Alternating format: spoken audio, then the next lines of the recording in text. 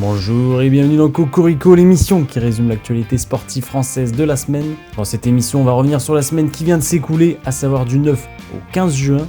Cette semaine, on va parler de la Coupe du Monde FIFA qui démarre aux États-Unis, avec notamment le Paris Saint-Germain qui représente la France. On va parler de cyclisme, d'un record du monde, de Formule 1 ou encore de fléchettes, parce que j'adore les fléchettes.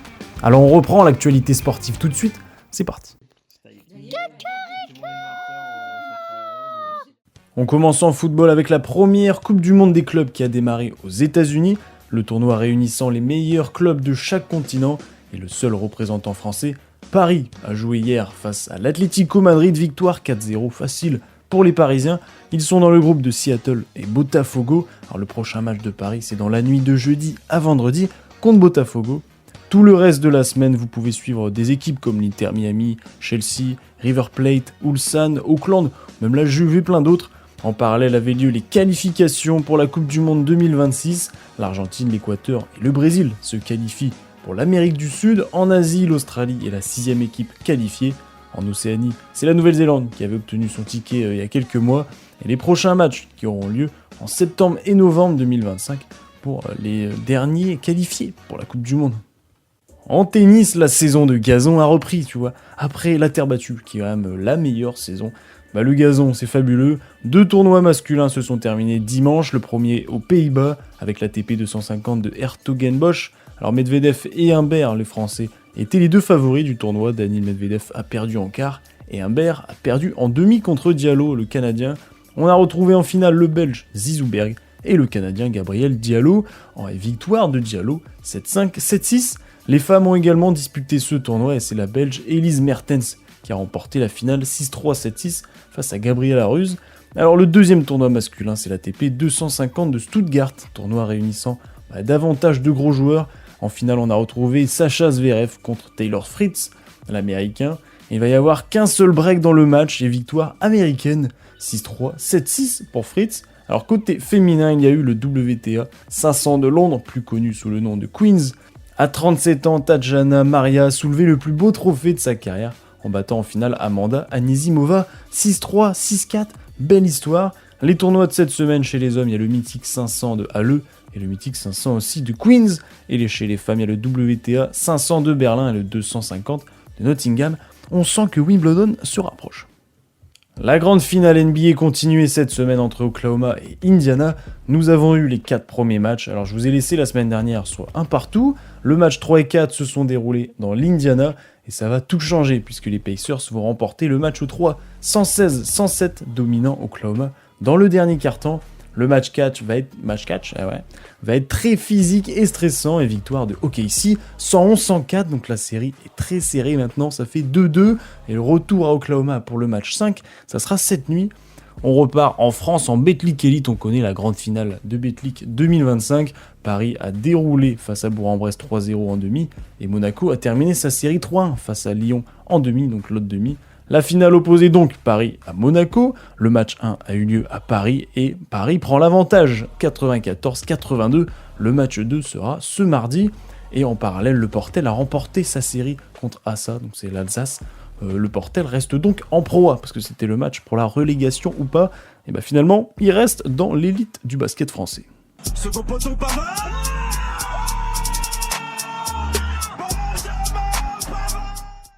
C'était le 9e Grand Prix de la saison ce week-end au Canada, à Montréal pour la Formule 1. Russell a démarré en pole position. Alors un Grand Prix bien ennuyant, encore une fois, Verstappen démarre en 2e.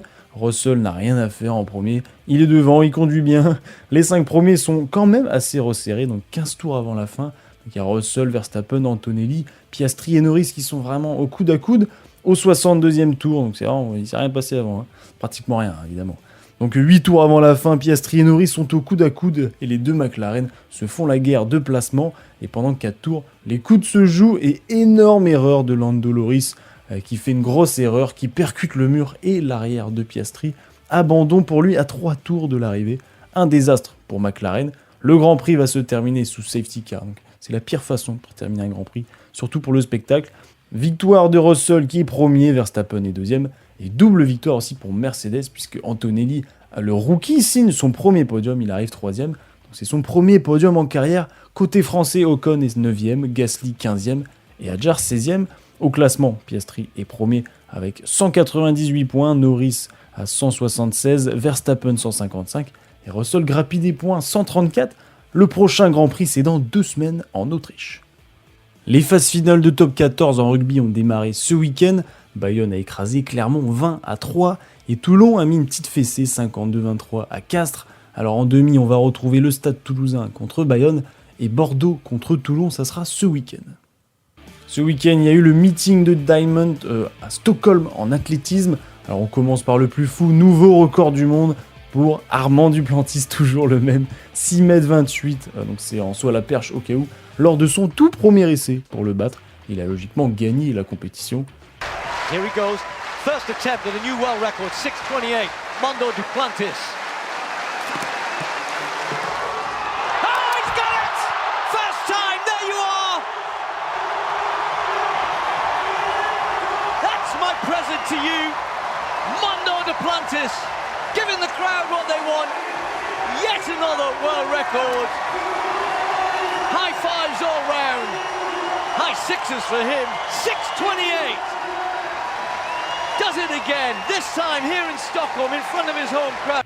Et bonne nouvelle puisqu'on a pu voir Renaud Lavillenie y participer. Il a terminé 4ème à 5,80 m. Autre performance durant ce meeting, en 100 mètres, la championne olympique Julia Alfred a remporté la course en 10 secondes 75 et Femke Bol, la néerlandaise, a remporté le 400 mètres. Elle est trop forte celle-là, en 52 secondes et 11 centièmes. Cette fille est monstrueuse. Le critérium du Dauphiné en cyclisme s'est terminé dimanche après 8 étapes. La première étape avait vu le champion du monde Pogačar l'emporter au sprint. La deuxième sans incidence au classement avec Jonathan Milan qui remporte le sprint. Ivan Romeo, jeune espagnol de 21 ans, remporte la troisième étape en solo et prend le maillot jaune. Quatrième étape et contre la montre, c'est évidemment Evenepoel qui a montré de toute façon sa puissance. Il a remporté l'étape et il prend le maillot jaune. Cinquième et nouveau sprint final, le Britannique Jay Stewart gagne la course. Le critérium, de toute façon, il s'est joué dans la 6ème étape. Celle des cols, évidemment. Pogačar et ses coéquipiers accélèrent à 7 km de l'arrivée. L'attaque est dévastatrice et Pogačar arrive 1 minute avant Vingegaard et prend le maillot jaune large. Tout va se terminer durant le 7ème étape. Pogačar attaque à 12 km. Il va mettre une belle fessée aux concurrents.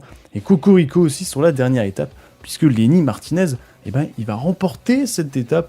Alors Tadej Pogačar remporte son premier critérium du Dauphiné après 3 victoires d'étape et s'impose en favori pour un 4e Tour de France, c'est énorme. Et autre Cocorico avant de terminer en cyclisme, c'est Romain Bardet qui a disputé sa dernière course en carrière. Alors tous les coureurs lui ont fait une haie d'honneur avant le départ de la dernière étape du critérium, c'était magnifique. Et ce couloir qui a été créé pour lui, les roues sont en train de tourner et une page d'histoire va se tourner également dans quelques heures. L'accueil du public ici pour la toute dernière fois pour Romain Bardet, mesdames et messieurs. Merci Romain. Voilà ce qu'on peut dire collectivement. L'arrivée évidemment sur la ligne de Romain Bardet qui est chargé d'émotions avec un sourire angélique une fois de plus pour Romain qui nous a offert, qui salue Romain Combo, les deux Romains du collectif Picnic Postel. La meilleure compétition à mon goût de fléchettes s'est terminée ce dimanche. Toujours les fléchettes, mais j'adore. Hein.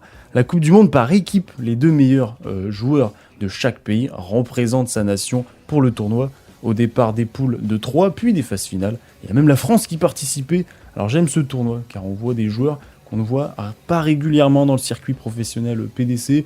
Là, il y a plein d'équipes asiatiques, Afrique du Sud aussi, Argentine, des équipes européennes comme Gibraltar, ou même la France, avec Thibaut Tricol et Jacques Labre. Alors je vous invite sincèrement à aller voir les vidéos sur le YouTube PDC, avant que je vous le spoil, et rien que l'ambiance en vaut le détour. Alors je suis tombé moi sous le charme des joueurs de Hong Kong et de l'Afrique du Sud, parce qu'ils ont tous des personnalités assez fortes et remarquables quand même. Alors le dernier quart opposait l'Allemagne, qui sont à domicile, puisque ça se déroule à Francfort, contre l'Irlande du Nord, et victoire foudroyante de l'Irlande du Nord, 8-1. L'autre demi, c'était le Pays de Galles contre les Pays-Bas, et match plus serré quand même, mais victoire 8-5 des Gallois. Price et Clayton étaient donc en finale contre les Irlandais du Nord, je sais pas si ça se dit comme ça, monstrueux durant le tournoi. Alors le premier à 10 jeux l'emporte en finale, et ça on va se retrouver à égalité à 9-9 manches décisifs sous tension, et c'est l'Irlande du Nord qui est champion du monde par équipe. Josh Rock et Daryl Gurney sont couronnés. Là on joue pas physique là. Ils nous dominent parce qu'ils pensent La finale de NHL, la Ligue américaine de hockey sur glace, continuait cette semaine entre Florida Panthers et Edmonton Oilers. On s'est laissé à un partout la semaine dernière avec 2 matchs en prolongation. Alors le match 3 va être une démonstration 6-1 de Florida. Le match 4 va être une nouvelle fois très serré, il va se terminer en prolongation. Et victoire 5-4 de Edmonton, donc les Canadiens. Puis hier dans la nuit, Florida a pris l'avantage en gagnant 5-2. Alors la série, donc ça fait 3-2 pour Florida, qui sont à un match d'un deuxième sacre de suite. Le match 6 sera donc dans la nuit de mercredi à jeudi. Vous pouvez suivre peut-être le sac floridien. En handball, Nantes jouait face à Berlin en demi-finale de la Ligue des Champions. Et malheureusement, grosse fessée, 34-24. Berlin a même perdu la finale contre Magdeburg. Mais cocorico, puisque Nantes termine 3ème de la compétition en ayant battu 30-25 Barcelone pour le match de la 3ème place. Alors médaille de bronze pour les Nantais. L'équipe de France de volley a démarré la Nation League avec déjà 4 matchs en une semaine. Le bilan, 2 victoires contre l'Italie et le Canada, mais aussi 2 défaites contre l'Argentine et l'Allemagne. Et comme les femmes, il reste encore 8 matchs pour la France. Donc on a le temps, on va pas se précipiter, ça fait que 4 matchs. On termine par la meilleure partie, les infos rapides. L'Euro U20 de football a démarré pour l'équipe de France et la France a joué 2 matchs, match nul 0-0 contre le Portugal et victoire 3-2 contre la Géorgie après 13 minutes de temps additionnel. Alors, la compétition est à suivre encore cette semaine et grosse nouvelle concernant les JO de Paris et leurs bénéfices au départ prévu pour 27 millions d'euros de bénéfices. Paris 2024 aurait dégagé 76 millions d'euros et Tony Estanguet, donc l'organisateur des JO, a annoncé que cet argent irait directement dans le sport français. Et ça, c'est une bonne nouvelle. Coup de tonnerre en baseball, les Red Sox ont transféré Rafael Devers aux Giants avec son contrat repris intégralement en échange de plusieurs jeunes joueurs. Ce transfert inattendu crée une onde de choc à quelques mois de la deadline MLB. Petite actu cricket lors des finales des World Test Championship à Lords, l'Afrique du Sud a dominé l'Australie pour décrocher son premier titre majeur en cricket depuis 27 ans. Et on termine en golf avec l'US Open à Oakmont. JJ Spawn a remporté son premier majeur, réunissant un eagle spectaculaire sur le 18 et l'emportant par 2 coups. Alors bien joué à ce monsieur. Je crois qu'après avoir vu ça, on peut mourir tranquille, enfin le plus tard possible, mais on peut.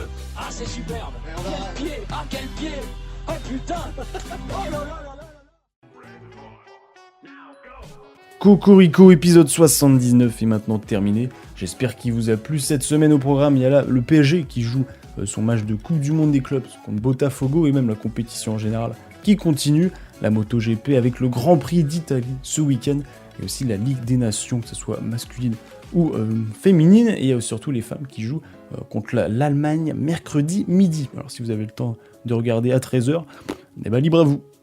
N'oubliez pas, c'est bien de regarder le sport, toujours, c'est bien de regarder, mais c'est mieux de pratiquer, comme d'habitude, alors allez-y, il fait toujours aussi beau, et n'oubliez pas non plus de liker, de vous abonner, c'est hyper important, de commenter, vous pouvez commenter n'importe quoi, j'aime les fléchettes, mais je préfère faire de la course, n'importe quoi, c'est très bien ça comme commentaire. Je vous souhaite une bonne journée, une bonne soirée, une bonne ce que vous voulez, une bonne semaine sportive aussi, à la semaine prochaine, au revoir. Tu veux dire Cocorico ? Après, Dani, Oui. il a connu. Cocorico.